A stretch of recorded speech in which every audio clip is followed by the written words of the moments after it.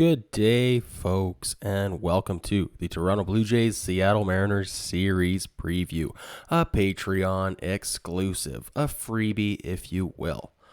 All right, despite winning yesterday, Blue Jays are ice cold right now, as we've lost 5 of our last 6 games, and we're in Seattle on the West Coast to face a Mariners team that is white hot, having won 12 of their last 15 games. So let's look at the matchups for this series. But before we do, be sure to hit that like button, subscribe if you're new here, and let me know in the comments how many wins you think this Jays team can pull out this series. Worth noting, West Coast games this week. These are going to be late ones if you're in Eastern Canada. 7 p.m. local time, so that's 10 p.m. out east. Should be a good contingent of Canadian fans at that series in Seattle, as there always seems to be. Hopefully enough Canadian fans to energize this Blue Jays team. I'm not going to lie. I'm prepared to lose 3 out of 4 games this weekend. This Blue Jays team needs pitching help, and we need it bad. Our pitching rotation lines up for this series as such. Gausman supposed to go today. Then we've got Stripling. Then we've got Manoa. And then Sunday afternoon would be Yusei Kikuchi's start. But man, who the F knows? I've heard rumors if Gausman misses his start today, which it looks like he will, with Casey Lawrence likely to get the ball on the bump today. Maybe Gausman just pushes his start back to Sunday, and Gausman is starting in Kikuchi's place for that 4th game against Seattle. I'm skeptical of that. I think what's going to happen is Jays are going to move him to the IL, get some flexibility on the roster, and just shut him down until the end of the All-Star break, and then bring him back on the other side. That's what I think is going to happen. I don't think it does us any good to put him out there for 1 inning just to have some ankle soreness and then pull him out and blow up our bullpen all over again. Okay, speaking of injuries, with Kevin Gausman out with the bruised ankle, Danny Jansen has been out for about a month. June 6th, he left the game with a broken hand on the hit by pitch. He's expected to return this week. Could be in Seattle by today. By the time you're seeing this, news might be out. Probably make his return to the lineup at some point this weekend. If that's the case, we're probably going to see Gabriel Moreno sent back down to AAA. Gabriel Moreno's hitting .280 on the season since being called up last month. He's really done nothing to deserve the demotion other than simply being the odd man out, so to speak. Nate Pearson still out. Won't hear from him for a while. Ryu's done with Tommy John, so that's a hit to the rotation we already knew about. Yusei Kikuchi may be heading to the IL with a phantom injury, some neck soreness, if you will, just to justify a rehab stint in AAA, which would buy him some time to just throw 100 pitches and work those yips out. All right, Seattle's injuries, on the other hand, Jesse Winker, one of their top players, will miss the series as he serves the last 4 games of his suspension that he received as punishment for his involvement in the brawl with the LA Angels a couple weeks ago. Also notable, Seattle is missing Tai France, although he could be back by the end of the weekend. Tai France is the Seattle Mariners' likely all-star nominee, submission. I don't know. He was having a heck of a season. Probably the AL all-star first baseman. So he's out, but he could be back by the end of the weekend. With all that being said, let's take a look at the matchups game by game. So today, we're going to assume Casey Lawrence is taking the mound. He's got a 6.23 ERA going against Marco Gonzalez with a 3.29 ERA.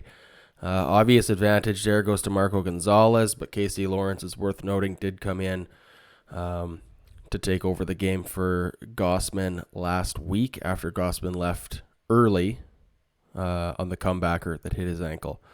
Casey Lawrence honestly pitched, I think, 5.5 innings in that game, and he was pitching on short rest after being called up from AAA. So Casey Lawrence ERA is uglier than I think it naturally would be.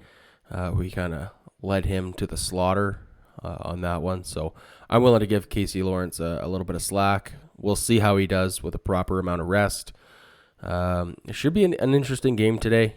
I think this Jays team is going to be energized by all those Canadian fans in Seattle on the West Coast. I know everyone from Vancouver, the interior of BC, even people in Alberta, Saskatchewan. This is the closest opportunity they really have to watch the Toronto Blue Jays. So every time I've ever been to Seattle for this series, it is like 80% Blue Jays fans and 20% Mariners fans. It is a wild atmosphere.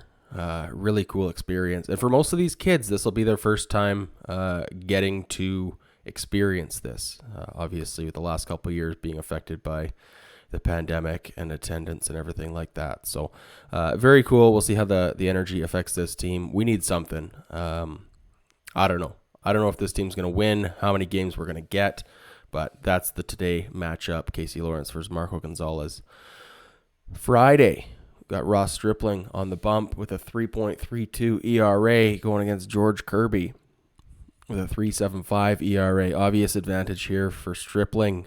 Hopefully we take that win. That might be our best bet at a win this series. Beyond that, if we can get a good game out of Stripling, our second best chance at a win, maybe our first best chance at a win, Alec Manoa, looking to bounce back after a bit of a rough outing against the Red Sox, his last appearance. Alec Manoa versus Robbie Ray, Saturday night. This is going to be one fun matchup to watch. Robbie Ray obviously won a Cy Young with the Toronto Blue Jays last year. Left in free agency, and the Blue Jays decided we'd rather have Kevin Gausman. So Robbie Ray pitching very well this year after a slow start. He's bringing an ERA of 2.33. Manoa with an ERA of 2.47. I guess if you're looking at the numbers, you'd say advantage Robbie Ray. But Alec Manoa is a big game performer, and I think this is considered a big game for him.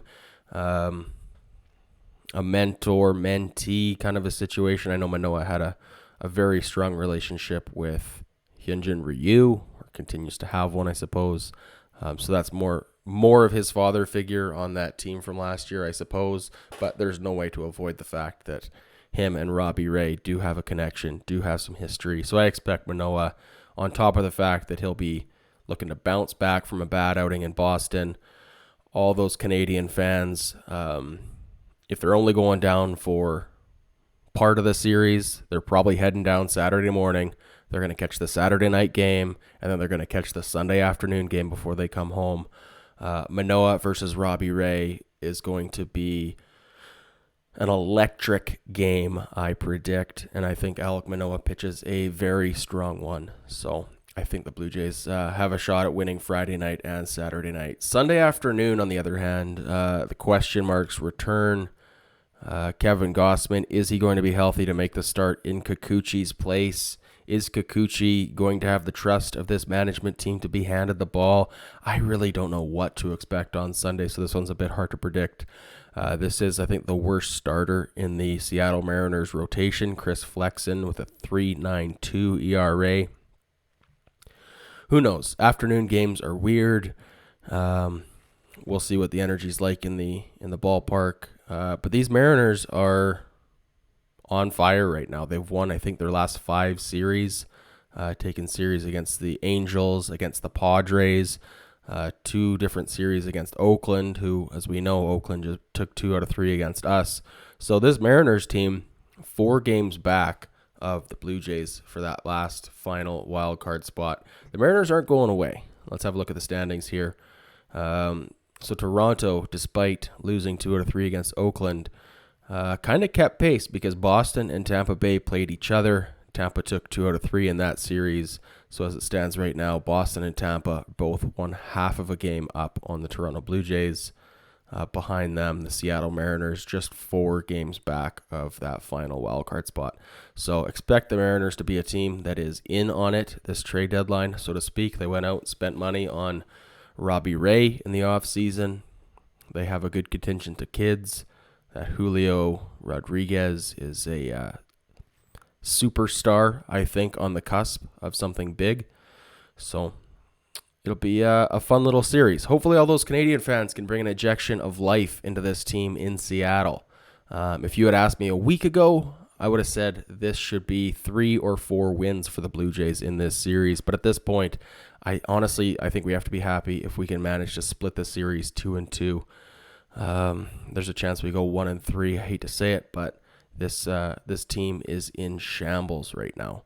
So after this series, we have the Phillies for 2 coming to Toronto, and then the Royals coming to town for 4, and that takes us into the All-Star break. Slight look ahead, we have the trade deadline coming up August 2nd. Mark it on your calendars. That is a Tuesday. MLB moved it from the weekend where it typically is to Tuesday, hoping to have more media coverage, more news coverage of the trade deadline instead of having it on a weekend. I think this is going to be that last week of July, first couple days of August is going to be insanity at the trade deadline. We just talked about the Mariners. They're going to be in on some stuff. Red Sox, Rays, all going to be looking to upgrade. The Yankees aren't going to be happy standing pat, as frustrating as it is to see them with 60 wins. They're on pace for 115 plus victories this year. They're going to be looking to upgrade as well. I heard they're in on Luis Castillo out of Cincinnati. Castillo sure would look good in a Blue Jays uniform. Look for this team to bolster the starting rotation and bring in support to help the bullpen. Honestly, I'm asking for 2 wins in this series. If we go 2-2, we can just kind of keep our head above water. Boston is playing New York, so I hate to say it, I'll be cheering for the Yankees this weekend. They could really help us out. If we go 2-2, Red Sox get swept. Who knows? Maybe we can just kind of tread water, get through the All-Star break, and then make some trades on the other side. But let me know in the comments how many wins you think this Blue Jays team could pull out, and we'll catch you on the next one. Cheers.